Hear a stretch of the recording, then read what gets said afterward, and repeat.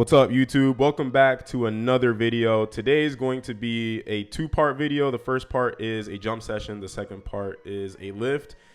This is a load management setup. So what we like to do for guys that are typically in like phase 3 and 4 of tendon rehab is we start adding a plyo load day. So phase 3 would be energy storage, and then phase 4 would be energy storage and release. So right now this is technically phase 4. Big mistake guys make is when their knees start feeling good from lifting and time off from jumping is they start trying to dunk again and have full-on jump sessions and playing basketball, and then the knee pain comes right back. As you can see here, I worked my way up basically from 10% to 100% off vert, and then did some one-step jumps, making sure that my tendon pain is at a 3 or below, which it was during this whole time, and then finished with some 540s on 8 I believe. So that's day 1. Day 2 is a lift, and luckily for you guys, I did a dumbbell only lift. So if you only have access to dumbbells, you can follow along. The workout is only a 30-minute workout, so it's pretty easy. Like always, we start each lift with isometrics, which is really important, especially if you are doing tendon rehab. We typically like to do 3 to 5 sets before working out. On days where we're not working out, we like to get up to 9 to 15 sets. Isos can be used literally like ibuprofen. That's the best way I like to describe it to people. Just how when you take ibuprofen, pain goes down for a couple hours right after. If you're at the right intensity and volume and the right exercise for the isometrics, pain will decrease directly after. After I do my isometrics, I like to do some jump dynamic flexibility. After doing jump dynamic flexibility, we are going to get into the lift. So what I've been doing, and for those of you guys that don't know, I injured my IT band 3 weeks ago, not being properly warmed up, and we've basically been treating it like a tendon, and it's been responding exactly like a tendon. Something I like to say, if you can get 1% better, you can get 2% better. If you can get 2% better, you can get 3% better, so on and so forth, all the way to 100%. And that's what's been happening with my IT band issue, right? It's been getting better week to week, so we're gonna keep doing it. If it ain't broke, don't fix it. And the first thing that, or how we've been treating it is there's 2 lift days per week. The first day we've been doing bilateral work, and the second day we've been doing unilateral work. Today is a unilateral day. So I've basically been doing single leg squats onto a box.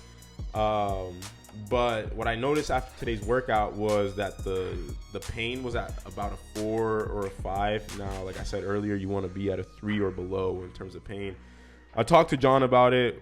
We messed around with some stuff, and we basically talked about compression. There's a few different things that can cause pain in the tendon. It can be load, and these are all things that you can manipulate. So it can be load, which is basically how heavy you are going on whatever lift you're doing. Another one can be velocity. So something like let's say a slow body weight squat is not going to hurt as much as doing it quickly, which is not going to hurt as much as jumping, doing a standing jump.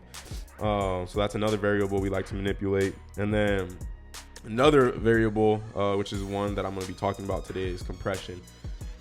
Compression is basically the tendon stretching over the bone. So something that would be more compression would be a full depth squat, because your knee is in full flexion. So the tendon is getting pressed on more than something like a straight leg isometric, like a leg extension, right? Which, side note, is a reason why isometrics are so good for your tendon, because it's leg extension specifically is so good for the tendon because your leg isn't getting pushed into compression. Now, when I was doing my squats here, I was doing them wrong. So as you can see, I was pausing in between each rep for probably like 2 seconds. And the problem with that is we are causing peak forces to occur in the movement. So if you were to look at a graph, if you were to not stop at all in your squat, it would be like a straight line as far as the force. But when you stop, the force drops off. And then in order to initiate movement, the force has to peak. So it peaks and then it levels out. And those peak forces are pretty bad for your tendon, right? It's the reason why jumping hurts so much and higher velocity activities hurt so much. So if I were to do this exercise again, which again, I talked to John about it, you literally just want to touch the box lightly and go. Don't put your weight on it, and that'll allow you to be able to handle a lot more weight, and you'll feel better, and you'll be able to progress a lot more quickly. After the single leg squats, I did some single leg glute bridges. The reason I wasn't doing like something like a bilateral hip thrust with a barbell, or later on I'm going to be doing calf raises, why I wasn't using the barbell on the calf raises, is because I tweaked my back this morning lifting my baby. So I was just doing things that are really safe for my back. This is what we would call a feel-good lifting day. Just making sure I'm taking as least risk as possible so I can be as healthy as possible. But that's pretty much it for the lift, guys. This is a feel-good lift that you can do. This is a load management setup again, so the focus is on getting the tendon as healthy as possible so I can handle those jump days. Like always, you can go to THPstrength.com if you want to get coached by me and John Evans.